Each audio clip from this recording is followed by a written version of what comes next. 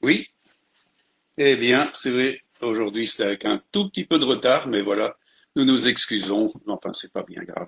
On est heureux d'être encore avec vous dans l'étude de la parole de Dieu, surtout dans ces temps qui sont très troublés, dans ces temps qui sont vraiment, et je le disais la semaine passée, est-ce que vous avez pu discerner dans quel temps nous vivons? Ce qui est en train de se passer partout, hein, où la justice s'écroule, la droiture, la fraude est là, les manifestations de tout ordre sont vraiment sataniques. Nous voyons vraiment que toute la terre est sous l'emprise du mal. Et est-ce que vous comprenez maintenant cette prédication du dimanche passé où il s'agissait de discerner dans quel temps nous sommes? C'est Jésus qui nous a posé la question. Alors, mes amis, nous savons que Dieu a tout en main et c'est lui qui règle les temps.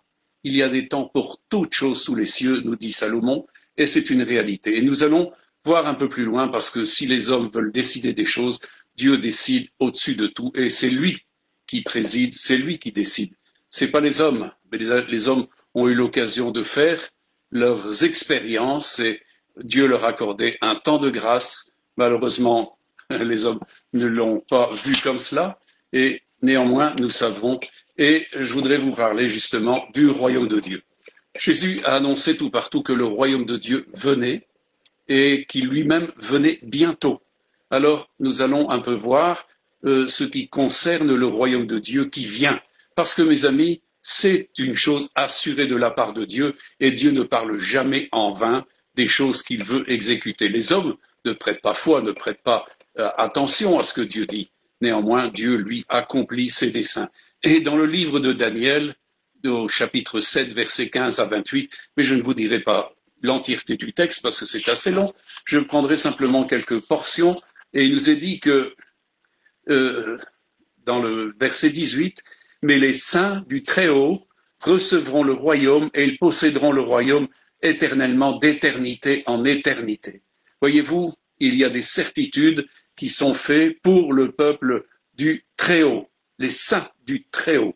Et je vais encore un peu plus bas, il nous est parlé de la bête qui, en fin de compte, avec une bouche parlant avec arrogance, et nous savons qu'elle va faire des... Il nous est dit au verset 21, je vis cette corne faire la guerre aux saints et l'emporter sur eux, jusqu'au moment où l'ancien des jours vint donner droit aux saints du Très-Haut, et le temps arriva, c'est ça qui est important, le temps arriva où les saints furent en possession du royaume. Les amis, le temps, c'est Dieu qui le fixe. Et c'est ça qui est important. Nous avons vu combien Dieu, au travers des époques, a marqué les temps. Et nous avons déjà fait des études sur la dimension de comprendre les temps de Dieu. C'est quelque chose qui est essentiel pour justement de savoir en quel temps et de manière à se préparer pour ces temps-là. Il nous est dit encore un peu plus bas, au verset 25, il prononcera, l'Antéchrist, prononcera des paroles contre le Très-Haut, il opprimera les saints du Très-Haut et il espérera changer les temps et la loi. Et les saints seront livrés entre ses mains pendant un temps, des temps et la moitié d'un temps, puis viendra le jugement, et on lui ôtera sa domination, qui sera détruite et anéantie pour toujours. Le règne, la domination et la grandeur de tous les royaumes qui sont sous les cieux seront donnés au peuple des saints du Très-Haut. Son règne est un règne éternel, et tous les dominateurs le serviront et lui obéiront. Ici, finir les paroles, moi, Daniel, je fus extrêmement troublé dans mes pensées, je changeai de couleur et je conservai ces paroles dans mon cœur. Nous savons que Daniel était un homme qui était animé d'une grande sagesse et qu'il avait la science et la sagesse des choses révélées, des visions. Et donc, il a eu ces visions qui nous concernent maintenant et qui concernent, en fin de compte, l'attribution du royaume, des royaumes qui sont sous les cieux au peuple des saints. Mes amis, c'est confirmé par Dieu et c'est une chose qui se fera. N'empêche que même que les gens ne soient pas d'accord, c'est une chose qui s'accomplira. Nous savons que l'esprit de la mondialisation, l'esprit de l'Antéchrist agit de partout et nous le voyons agir avec beaucoup de contraintes, arriver en fin de compte à dominer les peuples et arriver en fin de compte à faire de chaque habitant de cette terre des esclaves. Et nous savons qu'il désire limiter au maximum la population terrestre. C'est écrit déjà sur des grandes pierres. Ils veulent qu'il n'y ait plus que 500 millions de personnes qui vivent sur cette terre. Nous savons que ce n'est pas du tout le dessein de Dieu et nous savons que le royaume de Dieu sera rétabli sur la terre. Chose que beaucoup ne pensent pas, mais néanmoins, nous savons que c'est une réalité divine pour ceux qui ont la foi et qui connaissent les Écritures. Mes amis, c'est très important que Jésus lui-même annonçait la bonne nouvelle du royaume. Il nous est dit dans Luc, au chapitre 4, versets 42 à 44, dès que le jour parut, il sortit et alla dans un lieu désert. Une foule de gens se mirent à sa recherche et ils arrivèrent jusque lui. Ils voulaient le retenir afin qu'il ne les quittât pas. Mais il leur dit, il faut aussi que j'annonce aux autres villes la bonne nouvelle du royaume de Dieu, car c'est pour cela que j'ai été envoyé. Et il prêchait dans les synagogues de la Galilée. Rien ne pouvait arrêter Jésus parce qu'il était important qu'il annonce le royaume de Dieu, la venue du royaume de Dieu. C'était un message pressant qu'il avait en son cœur et rien ne pouvait l'arrêter. Même nous voyons ici que ces gens voulaient l'arrêter, le retenir. Mais on ne pouvait pas le retenir parce qu'il était important, c'est ce qu'il dit. Il faut aussi que j'annonce aux autres villes la bonne nouvelle du royaume de Dieu. Mes amis, c'est la bonne nouvelle de Dieu, un royaume qui est celui de Dieu qui vient. C'est une assurance, mes amis, pour ceux qui ont la foi et qui connaissent Dieu. Ce royaume vient avec une grande puissance. C'est vrai qu'il vient aussi au travers d'un douloureux accouchement. L'Écriture nous parle des douleurs de l'enfantement par rapport à ce royaume. Et nous le voyons. Nous voyons actuellement combien, en fin de compte, tout est terriblement dur. Mais nous savons qu'une chose, c'est que ce royaume de Dieu vient. Jésus a dit, je viens bientôt. Alors, mes amis, prenez confiance. C'est ici pour cela que je veux vous parler de ces choses-là. Je ne veux pas vous expliquer ce matin tout ce qui concerne ce royaume qui vient. J'en parlerai peut-être, si le Seigneur le veut, la semaine prochaine, de toutes les vertus, de toutes les qualités, de tout ce que représentera ce royaume. Mais je voudrais un peu revenir justement sur l'avertissement de ce que ce royaume, eh bien, il faut l'annoncer encore et encore, parce qu'il vient. Amen. Alors, je crois que c'était important que Jésus insiste toujours, et nous voyons que jusqu'au bout de son ministère terrestre, Jésus insiste sur le royaume qui vient. Alors nous prenons dans les Actes, chapitre 1, à partir du verset 1 à 11, et c'est Luc qui parle ici dans les Actes des Apôtres. Il dit, Théophile, j'ai parlé dans mon premier livre de tout ce que Jésus a annoncé, a commencé de faire et d'enseigner dès le commencement jusqu'au jour où il fut enlevé au ciel, après avoir donné ses ordres par le Saint-Esprit aux apôtres qu'il avait choisis. Après qu'il eut souffert, il leur apparut vivant et leur en donna plusieurs preuves, se montrant à eux pendant 40 jours en parlant des choses qui concernent le royaume de Dieu. Comme il se trouvait avec eux, il leur recommanda de ne pas s'éloigner de Jérusalem, mais d'attendre ce que le Père avait promis, ce que je vous ai annoncé, leur dit-il, car Jean a baptisé d'eau, mais vous, dans peu de jours, vous serez baptisés du Saint-Esprit. Alors les apôtres réunis lui demandèrent, Seigneur, est-ce en ce temps que tu rétabliras le royaume d'Israël? Il leur répondit, ce n'est pas à vous de connaître les temps ou les moments que le Père a fixés de sa propre autorité. Mais vous recevrez une puissance de Saint-Esprit survenant sur vous, et vous serez mes témoins à Jérusalem, dans toute la Judée, dans la Samarie, jusqu'aux extrémités de la terre. Et après avoir dit cela, il fut enlevé pendant qu'ils le regardaient, et une nuée le déroba à leurs yeux. Comme ils avaient les regards fixés vers le ciel, pendant qu'ils s'en allaient, voici 2 hommes vêtus de blanc, leur apparurent et dirent, Hommes galiléens, pourquoi vous arrêtez-vous à regarder au ciel? Ce Jésus qui était enlevé du ciel, du milieu de vous, viendra de la même manière que vous l'avez vu allant au ciel. Mes amis, je crois qu'il est important que j'attire votre attention. Jésus est ressuscité. Jésus est là et il apparaît pendant 40 jours. Les amis, c'est ce que l'Écriture nous donne. Il se montra à eux pendant 40 jours. Et pourquoi? Simplement pour se montrer? Non. C'était pour parler des choses qui concernent le royaume de Dieu.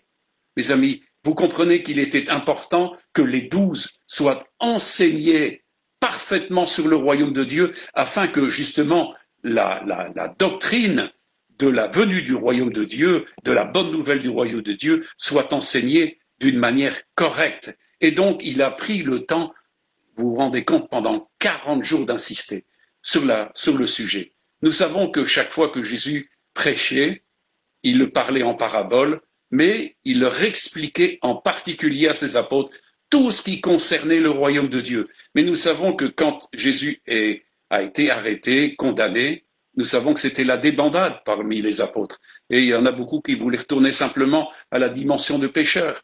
Il a fallu que Jésus, en réalité, paraisse pendant 40 jours pour les restaurer, pour leur renouveler l'intérêt des choses du royaume de Dieu qu'il leur avait inculqué pendant ces 3 ans de ministère. Il leur avait parlé largement, mais il fallait qu'il les précise encore de manière à ce que la doctrine du royaume et de la venue du royaume et de son règne qui allait s'établir sur la terre leur soit quelque chose de clair. Et nous pensons que véritablement c'était un temps exceptionnel. Souvent les chrétiens veulent des conventions, veulent des moments où on peut étudier la parole de Dieu, mais j'aurais aimé être pendant ces 40 jours où Jésus insistait sur les dimensions du royaume de Dieu et de sa venue. Il leur expliquait en détail les choses, comment les choses allaient se passer, quelles allaient être les structures, les moments, tout.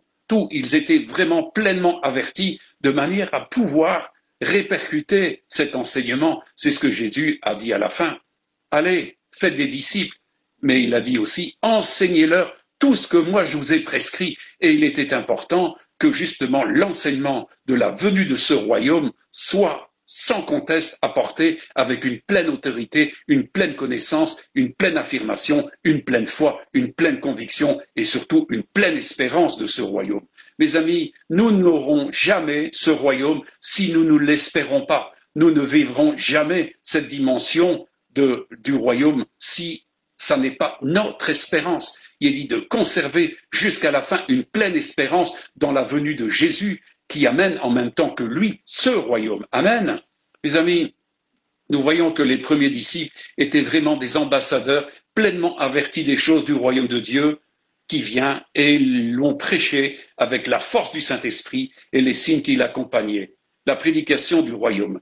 Puis, ensuite est venue la perte de foi et l'incrédulité et les raisonnements religieux qui ont annulé tout enseignement des Écritures concernant la venue de Christ et le rétablissement du royaume de Dieu sur la terre. Nous savons qu'à partir du IVe siècle, eh bien, mes amis, tout cela était bazardé. Les synodes, toutes les choses qui se sont faites ensuite ont été des temps de renoncement, des temps d'incrédulité affichés, parce qu'il n'était plus question du millénium, il n'était plus question de la venue de Jésus, et on a confronté les gens dans d'une dimension religieuse où désormais les hommes étaient appelés à créer le royaume de Dieu eux-mêmes sur la terre. Le système religieux prenait toute son emphase, mais le royaume de Dieu qui devait venir et Christ qui devait revenir, ça n'existait plus. Et c'est toujours encore comme cela dans la pensée des papes, mes amis. C'est actuellement encore la pensée de beaucoup de chrétiens qui ignorent totalement le fait des deux résurrections, le fait de la rédemption,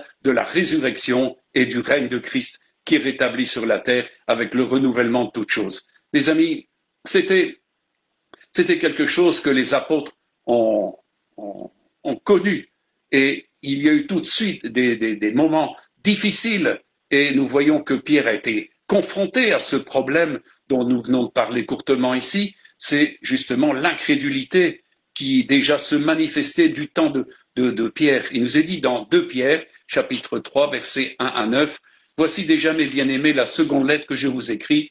Dans l'une et dans l'autre, je cherche à éveiller par des avertissements votre saine intelligence, afin que vous vous souveniez des choses annoncées d'avance par les saints prophètes et du commandement du Seigneur et Sauveur, enseigné par vos apôtres, sachant avant tout que dans les derniers jours, il viendra des moqueurs avec leur raillerie, marchant selon leur propre convoitise et disant « Où est la promesse de son avènement ?» Car depuis que les pères sont morts, tout demeure comme dès le commencement de la création. Ils veulent, en réalité, ignorer, en effet, que les cieux existèrent autrefois par la parole de Dieu, de même qu'une terre tirée de l'eau est formée au moyen de l'eau, et que par ces choses le monde d'alors périt, submergé par l'eau, tandis que par la même parole les cieux et la terre d'à présent sont gardés et réservés pour le feu, pour le jour du jugement et de la ruine des hommes impies. Mais il est une chose, bien-aimés, que vous ne devez pas ignorer, c'est que devant le Seigneur un jour est comme 1000 ans, et 1000 ans sont comme un jour. Le Seigneur ne tarde pas dans l'accomplissement de la promesse, comme quelques-uns le croient, mais il use de patience envers vous, ne voulant pas qu'aucun périsse, mais voulant que tous arrivent à la repentance. Mes amis, Dieu ne met pas en retard. Nous savons que la parole de Dieu dit qu'il viendra bientôt. Jésus l'a dit dans l'Apocalypse plusieurs fois, je viens bientôt. Donc l'avènement, mes amis, est assuré par la bouche de celui qui est la vérité, qui est le Fils de Dieu, mes amis. Ça ne peut pas tromper. Mais des gens impies, des gens incrédules disent, mais oui, où est l'espérance de cet avènement? Où est? Toutes les choses restent comme telles. Mais comme nous le voyons ici, et c'est l'apôtre Pierre qui le dit, mes amis, c'est important. C'est que Dieu use de patience. Pourquoi? Parce que Dieu aime toutes les créatures. Il a donné son Fils unique afin que quiconque croit en lui ne périsse pas, mais qu'il ait la vie éternelle. Et c'est pour ça qu'il use de beaucoup de patience, mes amis, devant, en fin de compte, l'impiété, devant la fraude, devant la corruption, l'iniquité qui est là dans le monde. Il espère encore que des hommes et des femmes puissent comprendre la grâce qui leur est accordée en son Fils et la vie éternelle, mais aussi la capacité d'être participants au règne de Christ ici-bas sur la terre par le renouvellement justement de toutes choses quand Jésus vient justement pour donner le royaume, les royaumes qui sont sous les cieux au peuple des saints de Dieu. Amen. Mes amis, cette promesse est certaine, c'est la parole de Dieu et elle s'accomplira et elle est toute proche de s'accomplir. Alors comprenez l'importance de discerner en quel temps nous sommes et ce que Dieu nous a dit, de manière à être resté ferme dans ce qu'il nous a annoncé d'avance, mes amis. Amen. Alors, mes amis, il est important d'avoir une précision, et ça c'est important, en ce qui concerne l'enlèvement de l'Église, qui n'est pas encore le rétablissement du royaume de Dieu sur la terre. Ce sont deux temps et la manifestation distincte de Dieu pour l'accomplissement de ses promesses. Il nous est dit dans 1 Thessaloniciens, au chapitre 4, verset 15, donc ça c'est premièrement, il faut comprendre qu'il y a un ordre logique, il y a des temps, et ce temps-là, c'est le premier temps, c'est 1 Thessaloniciens 4, verset 15, 5 à 9 et 5 à 9. Voici en effet ce que nous vous déclarons d'après la parole du Seigneur, nous les vivants, restez pour l'avènement du Seigneur, nous ne devancerons pas ceux qui sont morts. Car le Seigneur lui-même, à un signal donné, à la voix d'un archange et au son de la trompette de Dieu, descendra du ciel, et les morts en Christ ressusciteront premièrement. Ensuite, nous les vivants, qui serons restés, nous serons tous ensemble enlevés avec eux sur les nuées à la rencontre du Seigneur dans les airs, et ainsi nous serons toujours avec le Seigneur. Consolez-vous donc les uns les autres par ces paroles, pour ce qui est des temps et des moments. Vous n'avez pas besoin, frères, qu'on vous en écrive, car vous savez bien vous-même que le jour du Seigneur viendra comme un voleur dans la nuit, quand les hommes diront paix et sûreté, alors une ruine soudaine les surprendra, comme les douleurs de l'enfantement surprennent la femme enceinte. Ils n'échapperont pas, mais vous, frères, vous n'êtes pas dans les ténèbres pour que ce jour vous surprenne comme un voleur. Vous êtes tous des enfants de la lumière et des enfants du jour. Nous ne sommes pas de la nuit, ni des ténèbres. Nous ne dormons donc pas comme les autres, mais veillons et soyons sobres. Mes amis, c'est important de comprendre que ça, c'est le premier temps. Et nous savons que ce premier temps, c'est la résurrection des justes, c'est la résurrection des saints, car là où sera le corps, là seront les aigles. Et c'est les anges qui viennent pour amener les chrétiens et tous les fidèles, tous les justes, aux noces de l'agneau, à tous ceux qui auront revêtu l'habit de noces, qui auront revêtu Christ. Amen. Ça, c'est le premier temps. Et alors, mes amis, on arrive au deuxième temps. Parce que souvent, c'est assez confus quand, dans la pensée de beaucoup, l'avènement du Seigneur, il y a l'enlèvement, mais aussi le retour du Seigneur qui va se faire. Amen. Et alors, je prends dans 1 Thessaloniciens 3, 11, 13, que le Seigneur lui-même, notre Père et notre Seigneur Jésus-Christ aplanissent notre route pour que nous allions à vous. Que le Seigneur augmente de plus en plus parmi vous à l'égard de tous cette charité que nous avons nous-mêmes pour vous, afin d'affermir vos cœurs pour qu'ils soient irréprochables dans la sainteté devant Dieu, notre Père, lors de l'avènement de notre Seigneur Jésus avec tous ses saints. L'avènement de Jésus se fait avec tous ses saints. Amen. Et il est important que ce jour nous trouve justement dans cette dimension irréprochable de la sainteté devant Dieu. Amen. C'est pour ça qu'il nous est dit que les royaumes qui sont sous les cieux seront donnés au peuple des saints de Dieu. On comprend l'importance de ce que dit Paul au niveau de Thessaloniciens, mes amis, c'est que nous soyons irréprochables dans la sainteté devant Dieu. Savez-vous qu'il n'y aura pas quelqu'un qui pourra être dans une dimension d'irrégularité par rapport à la sainteté quand Jésus revient. C'est-à-dire que pour prendre possession des royaumes sur la terre, c'est réservé exclusivement au peuple des saints, à ceux qui sont les saints de Dieu. Amen. On comprend pourquoi Dieu a insisté en disant « Je suis saint et vous serez saints ». Et il est dit que quiconque ne cherchera pas la sanctification ne verra pas Dieu et ne vivra pas ces instants très précis. Et nous en sommes si proches, mes amis. Alors comprenez l'urgence de veiller justement et de travailler à votre sanctification et à votre salut. C'est ce que dit l'apôtre, mais c'est ce que je vous dis aussi, et je vous presse tous justement pour vous dire, travaillez véritablement à la sanctification, comme le dit Paul. Sans cette sanctification, mes amis, nous savons que l'avènement du Seigneur ne sera pas pour vous. Jésus nous a dit, la parole de Dieu nous le dit très clairement, Dieu a un sceau qui est celui de savoir ceux qui lui appartiennent. Est-ce que vous appartenez à Dieu? Il n'y a que les saints qui appartiennent à Dieu. Ils sont cherchés à être conformes à Christ, alors vous comprenez. Alors je vous annonce maintenant la deuxième partie, justement, de l'avènement de Jésus, qui est en fin de compte l'établissement du règne de Christ sur la terre. Et ça va se faire dans des temps terribles, mes amis. Alors, ce texte se trouve dans Zacharie, chapitre 14, versets 2 à 9. Et Dieu dit ici, et nous savons que ça va se faire, « Je rassemblerai toutes les nations pour qu'elles attaquent Jérusalem. La ville sera prise, les maisons seront pillées et les femmes violées. La moitié de la ville ira en captivité, mais le reste du peuple ne sera pas exterminé de la ville.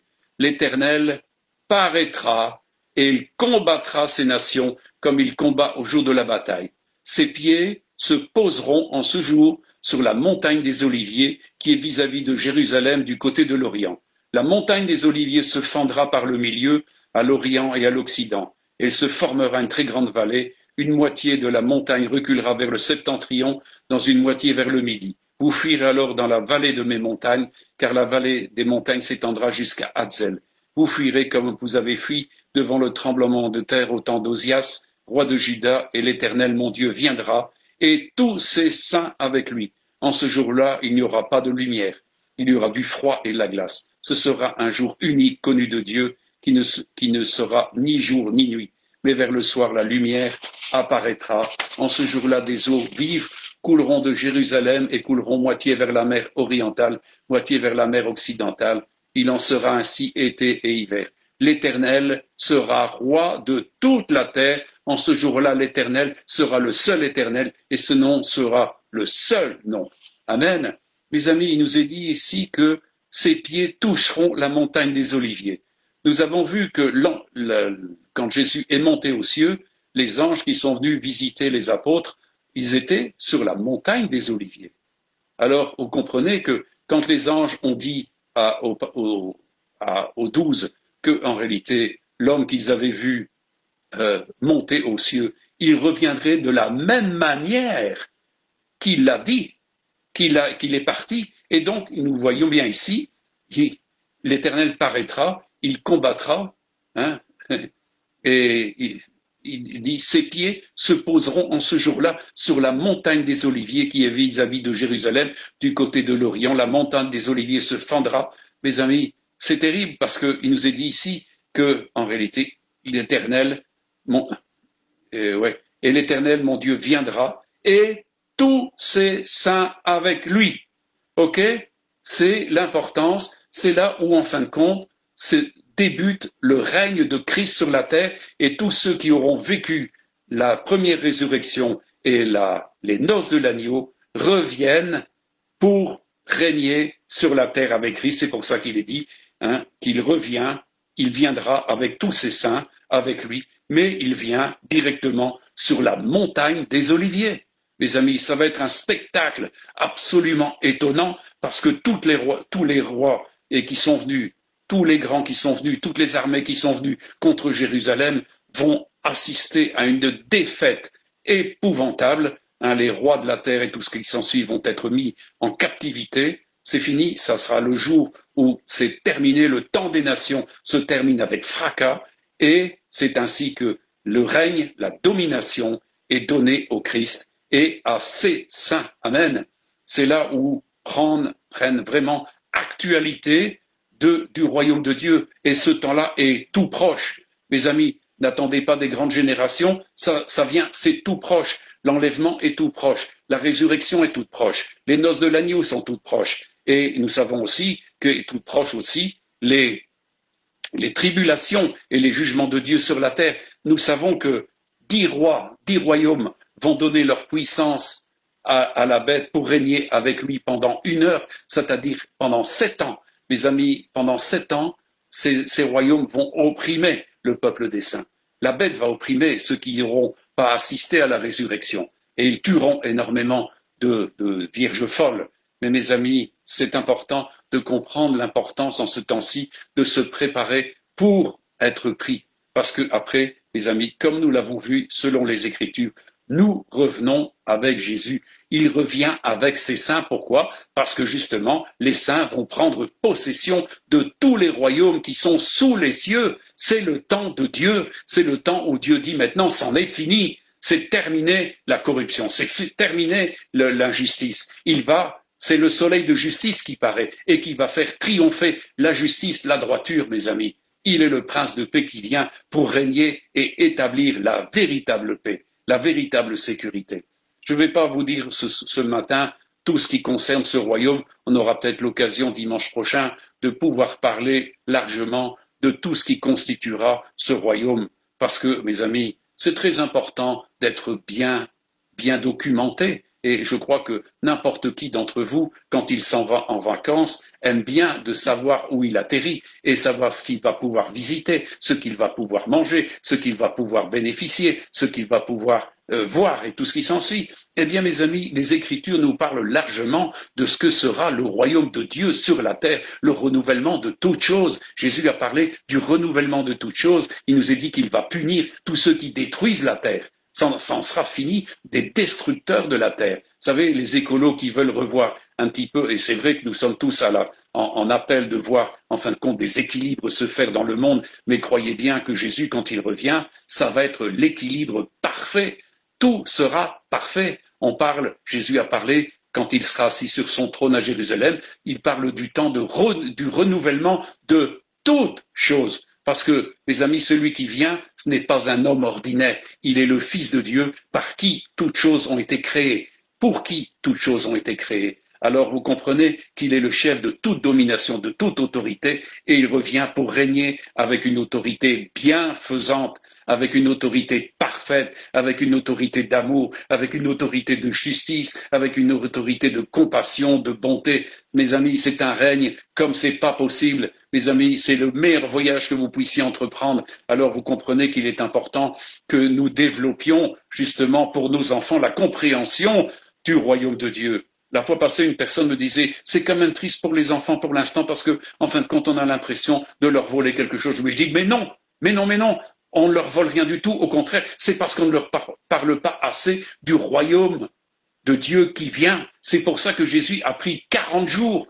pour expliquer à ses apôtres, les documenter parfaitement. Et je crois que pendant bien des décennies, bien des siècles, et ça a été jusqu'au IVe siècle à peu près, les apôtres et les disciples de cette époque savaient parler d'une manière judicieuse du royaume. Mes amis, est-ce que vous trouvez maintenant dans les discours que tiennent le monde, parle-t-on du royaume? Parle-t-on du règne de Christ sur la terre? Du renouvellement de toutes choses? Absolument pas. C'est quelque chose qui est passé à la trappe, c'est terminé, alors que pourtant ce sont des vérités célestes, extraordinaires, merveilleuses pour ceux qui les ont dans le cœur. Et je crois qu'ici je parle pour ceux qui attendent ce royaume, qui sont fermes dans la foi et qui ne veulent pas se relâcher dans la grâce qui leur sera apportée le jour où le Seigneur vient, le plein salut, la capacité justement d'être des fils et des filles du royaume qui vont régner avec Christ pendant 1000 ans sur la terre, mes amis. C'est la promesse de Dieu.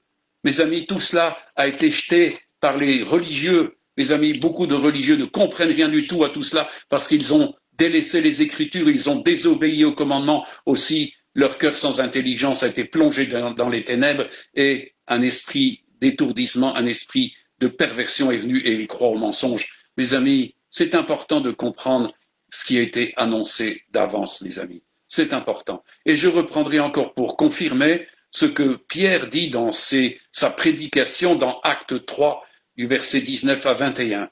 Il dira à tous ceux qui étaient venus l'écouter, parce qu'ils avaient été touchés de ce qui se passait, repentez-vous donc et convertissez-vous pour que vos péchés soient effacés, afin que des temps de rafraîchissement viennent de la part du Seigneur et qu'il envoie celui qui vous est destiné, Jésus-Christ, que le ciel doit recevoir jusqu'au temps du rétablissement de toutes choses dont Dieu a parlé anciennement par les bouches de ses saints prophètes.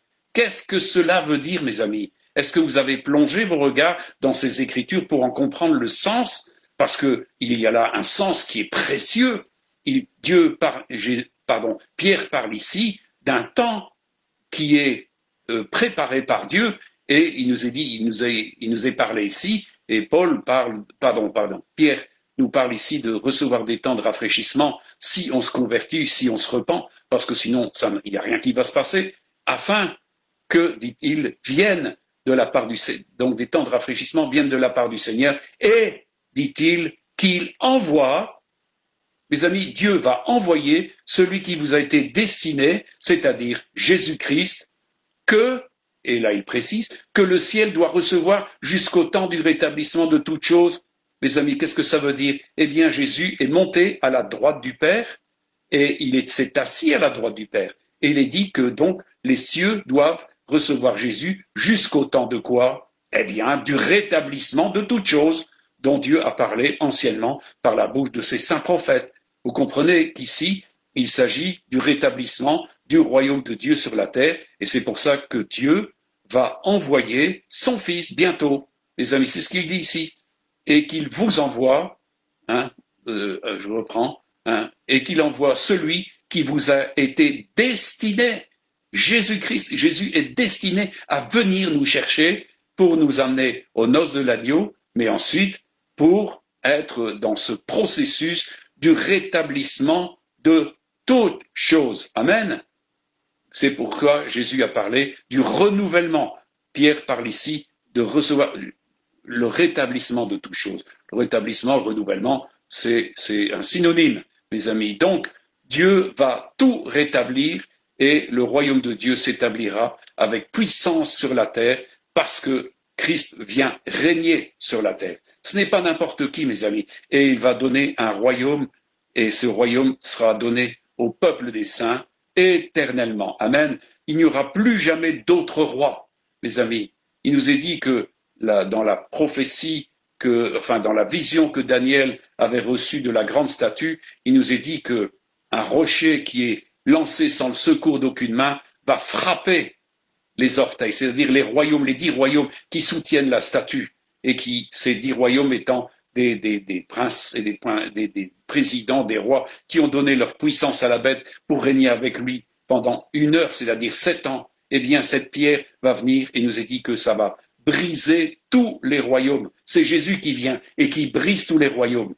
Tous les peuples vont être libérés de la dictature de cette domination de l'Antéchrist et de ceux qui auront participé à son royaume.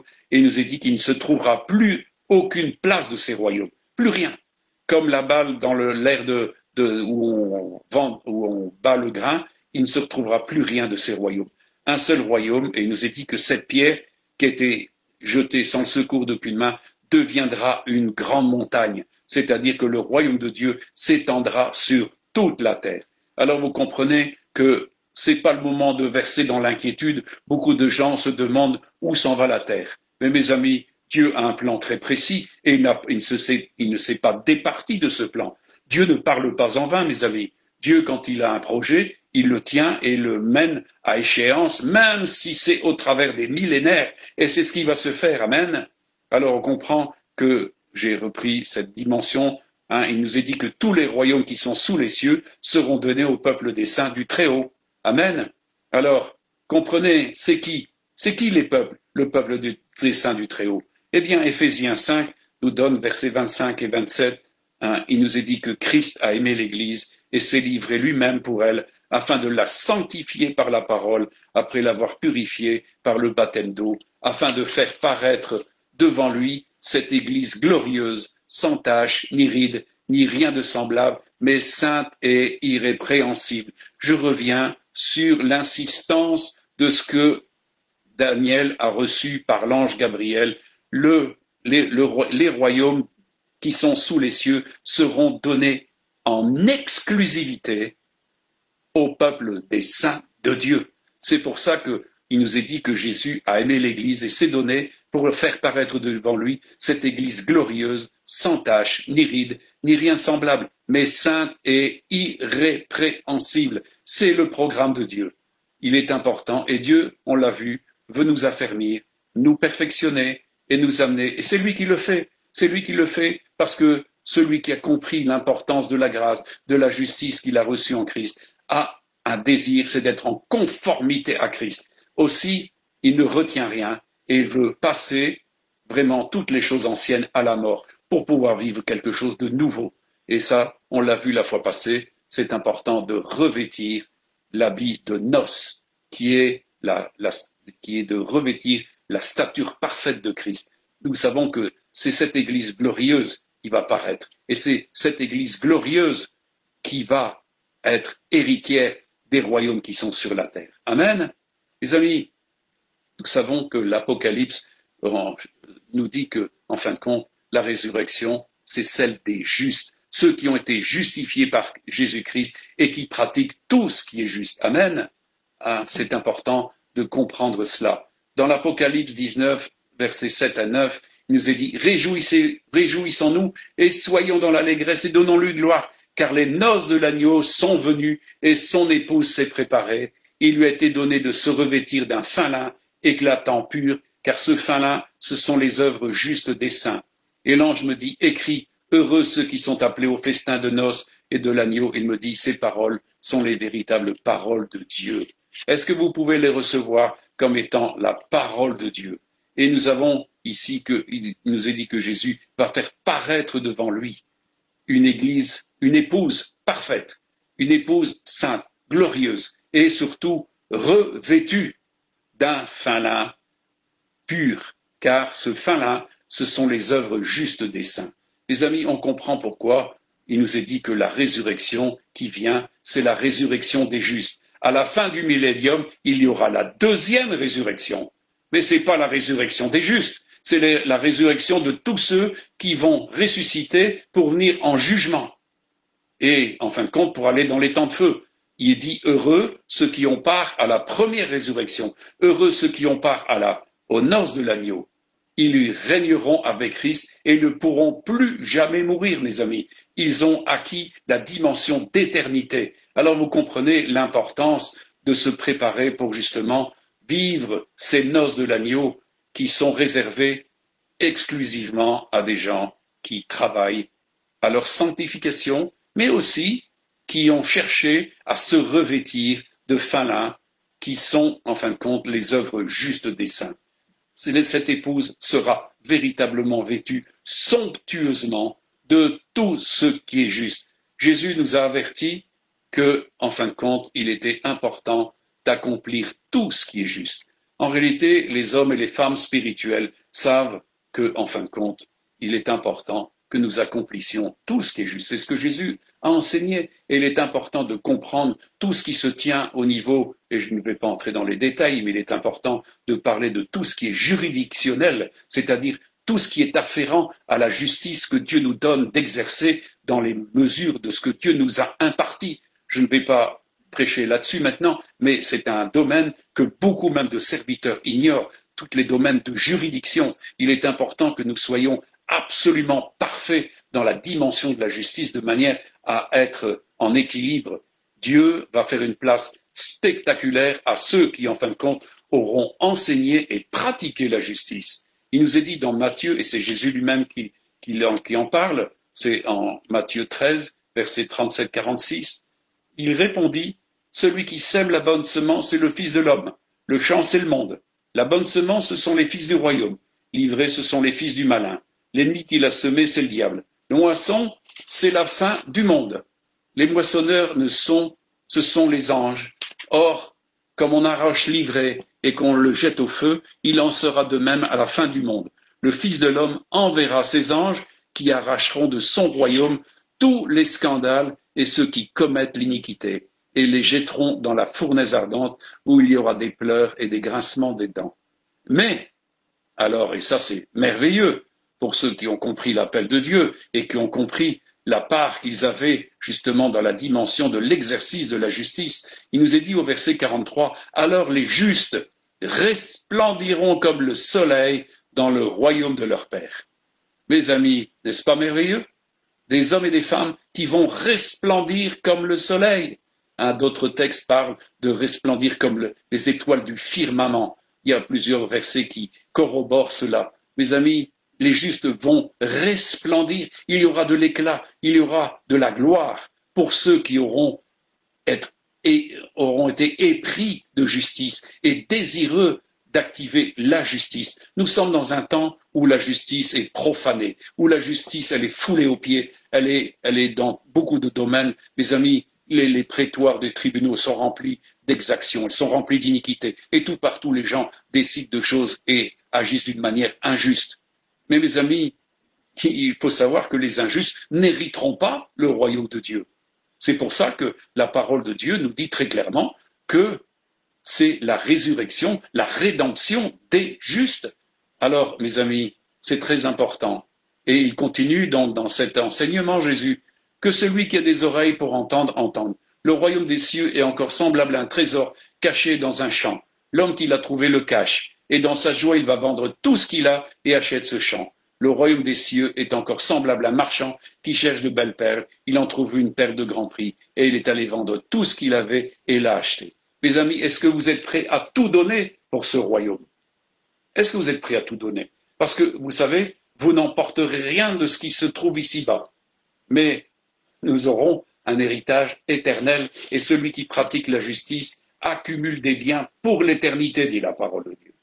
Mes amis, je peux vous dire une chose, c'est que quand je préparais ces choses avec le Seigneur, le Saint-Esprit m'a parlé, et il m'a dit en particulier que le Seigneur veut que nous soyons épris de justice.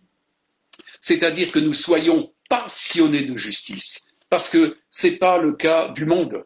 Le monde n'est pas épris de justice. Il ne cherche pas la justice. Il cherche à trafiquer de la justice. Nous voyons ici ce qui se passe en Amérique, une fraude généralisée, scandaleuse, terrible. Mais c'est tout partout pareil, mes amis. L'injustice, elle est là, constante. Mais mes amis, il n'en est pas même de la même pour ce qu'on appelle le peuple des saints de Dieu. Ceux-là sont épris de justice, aiment la justice, veulent la justice, recherchent la justice en toute situation pour l'appliquer, parce que les yeux de Dieu sont sur ceux qui sont justes et qui pratiquent la justice. Amen. La parole de Dieu dit que même le juste qui arrête de pratiquer sa justice, on ne se souviendra plus de sa justice. Alors nous comprenons combien il est important d'être persévérant dans ces temps-ci et d'être très juste. Ça, et de faire tout ce qui est juste, de façon à ne pas se retrouver tout nu. C'est ce qu'il a dit, Jésus, à une église. Tu passes pour être vêtu, mais tu es nu. Tu passes pour être vivant, mais tu es mort. Tu passes pour être riche, mais tu es pauvre, mes amis. Tu passes pour... C'est une église morte. Et mes amis, elle pensait être vêtue. Et il a dit, achète de quoi te vêtir. Mes amis, c'est important de ne pas se retrouver nu ici, dans ce temps qui vient, et ce qui va vous vêtir véritablement d'une manière glorieuse, c'est toutes les œuvres de justice que vous avez encore à pratiquer. Je crois que beaucoup d'entre vous ont déjà pratiqué ces justes, et je veux vous encourager à continuer de manière à avoir un maximum d'œuvres de Dieu, c'est-à-dire la volonté de Dieu accomplie, parce que ça, c'est juste. Jésus a dit, il est important que nous accomplissions tout ce qui est juste. Amen. Alors comprenez l'importance de ce que je vous dis ici. C'est une parole du Seigneur. Et moi, le Saint-Esprit m'a dit, il faut que mes enfants soient épris de justice. Ça brûle dans le cœur. On ne peut pas transiger. quand il y a des moments où il faut se décider pour la vérité, la justice, la sainteté, et ne pas établir des compromis. Beaucoup de gens ont établi des compromis. Beaucoup de gens ont procrastiné, ont rejeté à plus tard le fait de pratiquer la justice de Dieu. Mais mes amis, il n'y aura pas de lendemain pour tout cela. Mes amis, moi je sais que dans mon ministère, j'ai dû chasser des esprits de procrastination. Pourquoi? Parce que des gens laissent en oubli et mettent en oubli plein de choses. Et ça fait le gain de l'ennemi. Ça fait la victoire de l'ennemi sur nos vies. Il est important que quand des choses doivent être faites d'une manière juste, il est important de pratiquer les choses justes et de les faire. C'est ce que Jésus a dit à Jean-Baptiste quand il est venu à son baptême. Jean-Baptiste lui a dit, mais Seigneur, c'est toi, c'est moi qui dois être baptisé par toi. Et Jésus l'a repris. Non, non, non, non. Il est important que nous fassions ce qui est juste. Jésus a démontré tout le long de son parcours combien il était important pour lui d'accomplir tout ce qui était juste. Et nous savons qu'il revient et qu'il est le soleil de justice et qu'il va faire triompher la justice. Mais mes amis, tous ceux qui auront pratiqué la justice, comme nous l'avons vu dans les Écritures, et c'est Jésus qui le dit, les justes resplendiront comme le soleil dans ce royaume. C'est pas encore le royaume, les nouveaux cieux, la nouvelle terre. Non, c'est sur la terre. Le renouvellement du royaume de Dieu sur la terre avec Christ. Eh bien, ils resplendiront déjà comme le soleil dans ce royaume-là. Les amis, ça c'est ce qui attend la part des saints, de ceux qui ont compris et qui pratiquent la justice, qui pratiquent la sanctification, qui veulent la régénération, qui veulent la purification. Et je vous invite vraiment à prendre toutes ces choses-là au sérieux et d'y travailler véritablement parce que le temps s'écoule et les temps sont de plus en plus proches. Mes amis, le Seigneur est à la porte. Ne croyez pas les gens qui pensent qu'ils vont aller se promener sur Mars et essayer de trouver de l'eau sur des planètes pour essayer de faire de la vie, tout ça. C'est de l'illusion. Mes amis, Jésus revient sur Terre. Il ne vient pas sur Mars, il ne vient pas sur la Lune. Tout ça, ce sont des dépenses excessives qui auraient pu servir à donner de la nourriture à des pauvres et des logements à ceux qui n'en avaient pas et plein de choses bonnes. Mes amis, on dépense dans une gabegie incroyable des sommes colossales pour des choses qui ne servent strictement à rien du tout, soi-disant pour un progrès, mais un progrès qui ne procure aucune bonne chose et qui n'amène en rien du tout le royaume et en rien la justice du royaume de Dieu. Mes amis, Jésus vient bientôt et il ne vient pas sur Mars, il ne vient pas sur Vénus, il ne vient pas sur Saturne, il vient sur la terre pour restaurer le royaume. Il a dit, le royaume de Dieu vient et je viens bientôt. Amen. Alors, qu'il nous trouve bien éveillés tous au moment où nous ne soyons plus des gens qui dorment, mais qui veillent, qui prient et qui reçoivent surtout la force de résister, de triompher dans ces temps. Et je vous invite vraiment à prier, intercéder, de vous tenir devant le trône de la grâce et de vous assembler ensemble pour être en communion fraternelle dans la lumière avec les frères et sœurs, parce que c'est ce qui plaît au Seigneur, c'est quand des frères et sœurs peuvent se rassembler dans la prière, parce que Jésus l'a dit, si 2 ou 3 s'assemblent en mon nom, je suis au milieu d'eux. Si 2 ou 3 s'accordent à demander quelque chose, je le ferai. C'est important, mes amis. Nous sommes dans un temps de conclusion, dans un temps de véritable conclusion, parce que les choses sont en train de se dessiner, et nous savons qu'il y a ceux qui ont compris, et nous savons que tout ce travail qu'ils ont fait ne sera pas vain pour le jour du Seigneur. Le Seigneur va vous affermir, vous perfectionner, vous rendre inébranlable, et il va vous rendre parfait pour le jour du Seigneur, ce jour de l'enlèvement, ce jour des noces de l'agneau, ce jour où vous allez revêtir votre demeure éternelle, c'est-à-dire un corps absolument sanctifié, et vous ne pourrez plus jamais mourir. Et on revient après sur terre, après les noces de l'agneau, c'est-à-dire après 7 ans, pour régner avec Christ.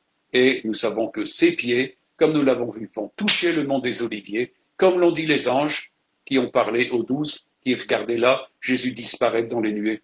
Jésus revient avec ses saints et avec ses armées célestes. Amen.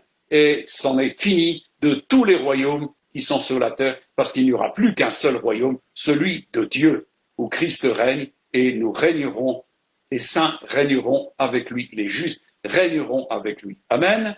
Voilà, que ceci vous encourage encore. Voilà. Oui. Donc, je reprends ce que nous avons déjà dit.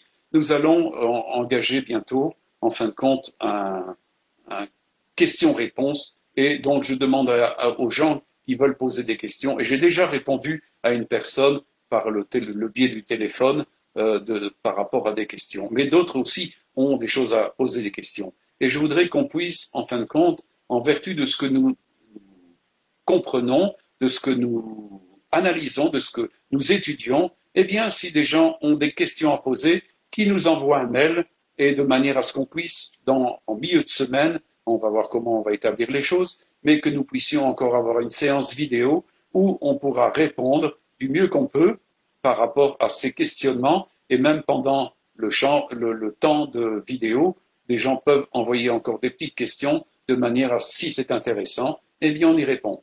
Mais maintenant, nous ne sommes pas là pour entrer dans des controverses, on est là simplement pour conforter la parole de Dieu, édifier la foi, édifier la connaissance. Alors vous comprenez que de toute façon, on agira d'une manière drastique, c'est-à-dire on n'entrera pas dans des controverses qui n'amènent rien de construit. Nous sommes là pour édifier la foi et pour donner une connaissance du royaume, une connaissance de Christ, une connaissance des choses de Dieu. Et c'est à cela que nous sommes appelés et c'est ce qui édifie véritablement. Donc, si vous avez des questions, vous pouvez déjà nous donner ces questions en envoyant un mail. Vous avez l'adresse sur le Centre Vie Chrétienne pour envoyer à la boîte mail et nous verrons ce que nous pourrons donc entretenir comme relation et comme débat. Amen. Voilà, que le Seigneur vous bénisse et vous encourage tous parce que les temps sont courts et le Seigneur est proche. Alors, c'est très important d'activer les choses. Il n'y aura bientôt beaucoup plus de délais. Les délais commencent à être épuisés. Amen. Alors, soyons sérieux. Amen. Que le Seigneur vous bénisse tous et à bientôt.